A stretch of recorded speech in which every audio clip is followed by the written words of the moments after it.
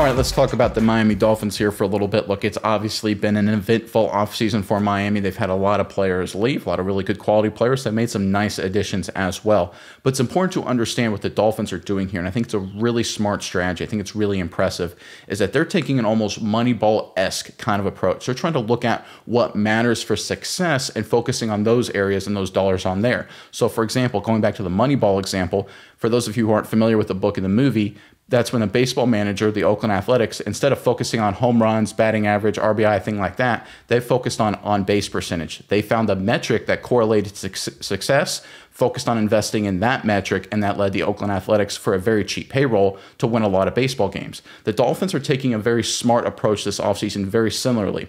So when you look at where success isn't in the National Football League, it is actually not in the run defense grade. Let's pull up this chart here for a second, then I'll explain why. So here in front of you, you've got the top 5 teams in run defense according to PFF: Miami, Atlanta, New England, Philadelphia, Las Vegas, right? You got 2 playoff teams, 3 duds. And then you've got the bottom 5 teams in run defense grade: Tampa Bay, Buffalo, Chicago, Washington, Arizona. Again, 2 playoff teams, 3 duds. Even the 2 Super Bowl teams finished 12th. San Francisco, Kansas City finished 17th. So run defense does not correlate to success. It doesn't matter if you got a great run defense, Miami, or a terrible run defense, Buffalo.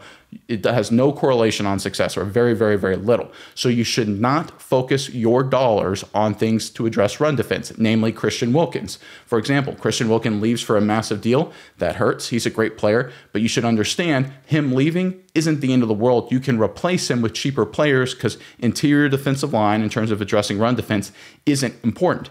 The correlation metric to success that is important is pass coverage grade. 9 of the top 10 teams that had the highest pass coverage grade according to PFF, 9 made the playoffs.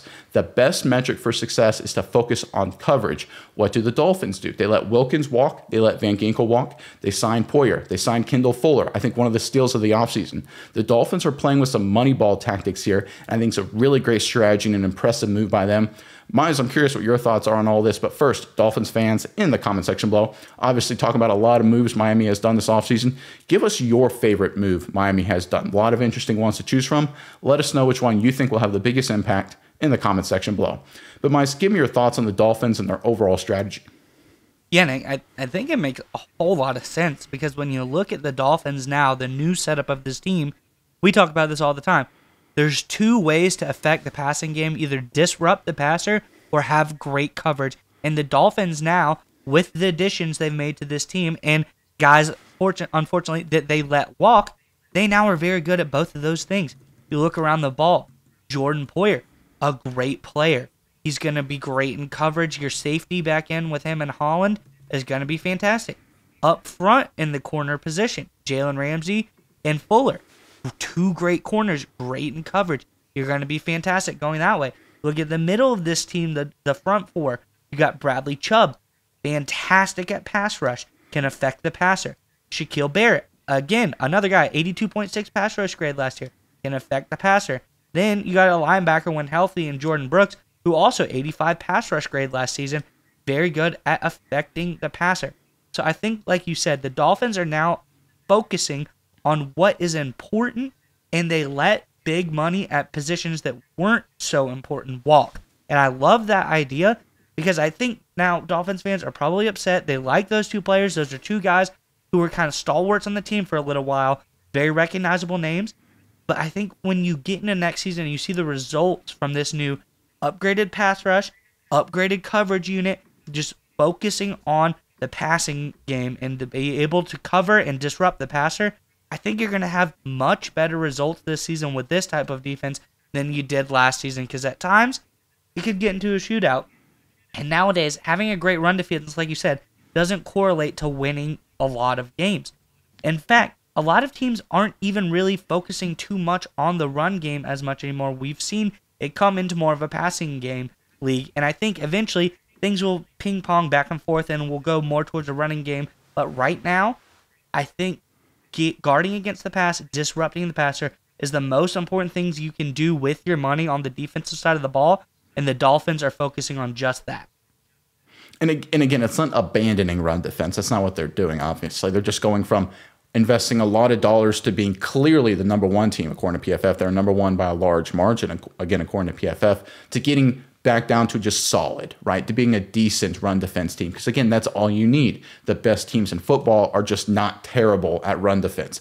The best teams in football, where they are great at, is obviously quarterback play, pass protection, and coverage. That's the key to success in the National Football League in 2024. That's how every contending team operates. The Dolphins, I think they're obviously good at quarterback with Tua. I think the offensive line, if Armstead returning at tackle, will be a big deal. I love the Aaron Brewer signing at center position. Some people don't like it. I really do. I think the Dolphins offensively, where it matters, are in a great position. I think, again, smart money ball focus here, taking dollars away from a position group that doesn't matter as much anymore. That's just the reality of the situation, and allocating it toward other areas where it does is really smart management by the Miami Dolphins. I think this will pay big dividends for them going forward. I know a lot of people aren't huge fans of Chris Grier necessarily, but I think the strategy the Dolphins have used over the past few years, the way they've handled the Tua situation, the way they've evolved and adjusted their roster in order to be a top contender, I think has been really, really smart. I think it's one of the reasons they've emerged from a team that was tanking to a team regularly making the postseason these past 2 years, and I think they're going to be even better in 2024. I really like the direction the Dolphins are heading in right now. Data brokers sell your information to scammers, spammers, and anyone else who may want to target you. Your full name, email, home address, health records, even your relatives. It's all out there. That's why we use Aura, the sponsor of today's video. Aura shows us which data brokers are selling our information and automatically submits opt-out requests for us.